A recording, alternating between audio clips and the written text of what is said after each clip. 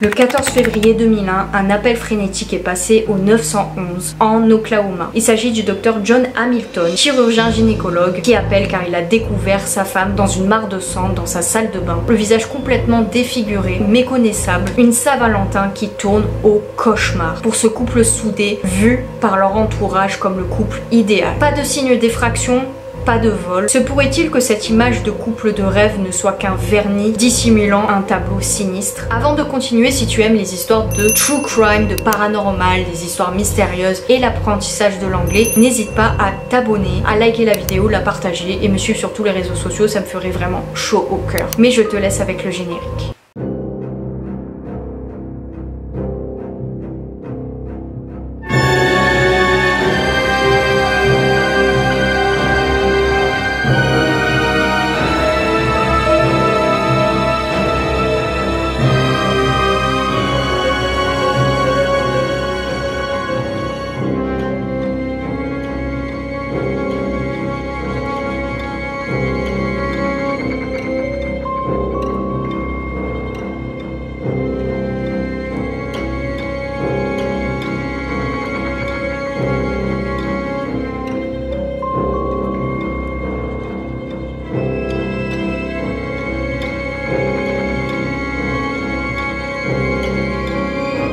John et Suzanne se marient en 1987 et tous ceux qui les connaissaient à l'époque les considéraient comme le couple parfait. Le docteur John est décrit comme quelqu'un d'attentionné, de dévoué à sa femme, de généreux et de gentil et de romantique en plus de ça. Le jour de son mariage, il surprend même Suzanne avec une Porsche et pendant leurs 14 ans de mariage, il la surprend avec des cadeaux très chers, des vacances de luxe, des voyages de luxe. Ils avaient l'air profondément amoureux. Dr Hamilton est un obstétricien talentueux qui rencontre sa femme en 1985 alors que tous les deux sont divorcés et ont 4 enfants. Suzanne était séduisante, intelligente et elle attirait du monde autour d'elle, tout le monde l'aimait et le Dr Hamilton tombe profondément amoureux rapidement. Ils mènent ensemble une vie privilégiée. Suzanne travaille à mi-temps à la clinique de John et John pratique des naissances ainsi que des avortements et c'est là où est tout le problème. Il s'attire les foudres des activistes anti-avortement qui lui envoient très régulièrement des menaces, sa tête est même mise à prix et ils appellent régulièrement sa femme pour lui faire des menaces de mort à elle et à lui. Ils font même des manifestations en face de sa clinique. Le 14 février 2001 aurait dû être leur 15e Saint-Valentin. Le matin, le docteur quitte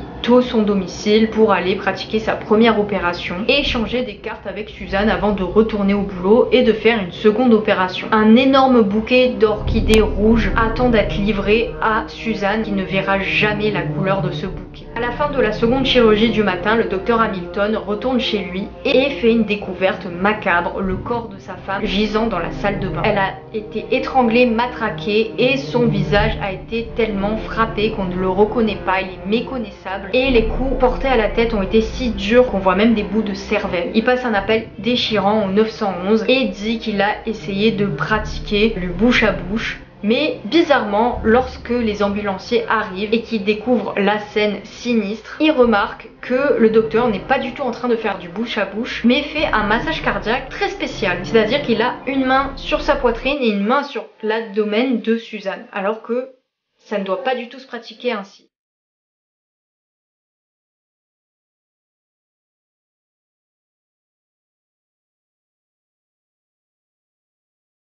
John raconte donc sa version et il est couvert de sang et carrément hystérique. Qui a bien pu tuer sa femme? Les premiers soupçons se portent bien évidemment sur les activistes à cause des menaces de mort qu'ils ont trop longtemps proférées à l'encontre de John et de sa femme. Mais très vite, les soupçons se portent sur un autre suspect qui se profile à l'horizon, John. En effet, il prétend avoir fait du bouche à bouche, mais il n'y a aucune trace de sang sur son visage. Bizarre, non? Ensuite, il n'y a aucun signe d'effraction. Trop bizarre. Et rien n'a été volé. Si un cambriolage avait eu lieu, pourquoi est-ce qu'il n'y a rien de volé? De plus, une carte de Saint-Valentin de la part de Suzanne pour son mari a été retrouvée par les policiers. Je t'ai acheté ça il y a 2 semaines, donc j'imagine que ce n'est pas très approprié, mais je t'aime. Passe une bonne journée. Suzanne. Là, ils se disent, c'est étrange. Ce mariage est-il si parfait que ça? Ensuite, il n'y a aucune trace de sang de la porte d'entrée jusqu'à la salle de bain. Si il y avait vraiment eu un agresseur, pourquoi est-ce qu'il n'y aurait pas de traces de sang dans le couloir? Au moins des empreintes, des pas.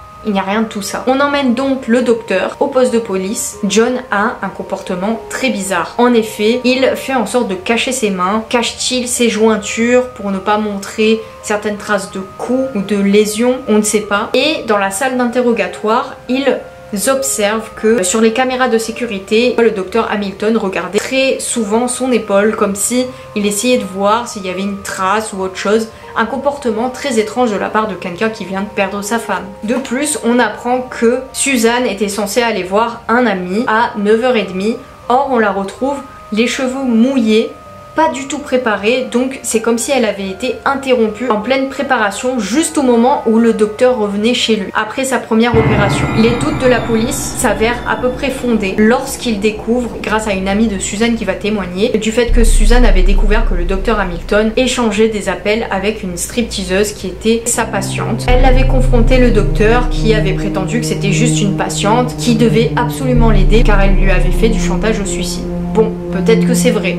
Mais pourquoi le cacher à ta femme? On découvre aussi, second indice, que le docteur était arrivé en retard lors de sa seconde opération. Donc il était parti chez lui faire la première opération, était revenu chez lui et ensuite, lors de sa seconde opération, il était arrivé en retard. Très étrange. Un autre suspect se profile à l'horizon. La maîtresse présumée de John aurait-elle tué Suzanne? Beaucoup défendent John en disant que c'est quelqu'un de dévoué, de gentil et de très amoureux de sa femme. Au procès, l'accusation dit que Suzanne envisageait le divorce et qu'après avoir échangé les cartes de Saint-Valentin, ils se seraient disputés et John l'aurait alors tué pour se venger. Ensuite, des traces de peau et de sang ont été retrouvés sur le volant du docteur Hamilton, donc très étrange. Et des bijoux de Suzanne ont été cachés dans son tiroir de sous-vêtements. Donc, si t'es pas coupable, pourquoi avoir fait ça? Peut-être pour faire croire à un cambriolage. Mais la défense dit qu'il faut absolument se concentrer sur les activistes, une piste que l'accusation n'a pas assez explorée à leur goût. Pour les traces de sang, ils prétendent que le docteur John a bougé sa voiture pour que les ambulanciers puissent se garer, donc c'est pour ça qu'il y a traces de peau et de sang sur son volant. Il nie avoir eu une liaison et un expert en sang prouve par A plus B que les traces de sang disposées sur ses vêtements prouvent qu'il a essayé de sauver sa femme. Mais le coup de grâce de l'accusation va se porter sur un témoin sous serment qui va aider cette théorie qui vise le fait qu'il se soit changé entre deux.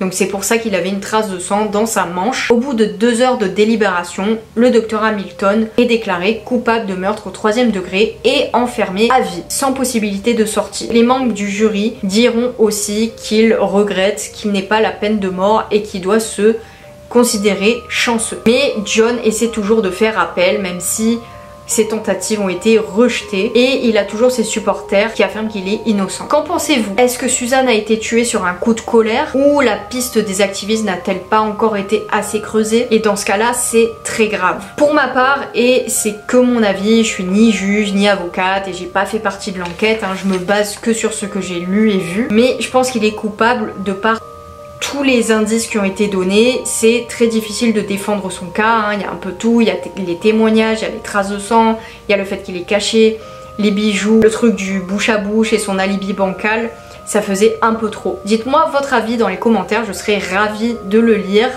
et n'oubliez pas de me faire savoir si vous avez aimé la vidéo. And remember, you rock!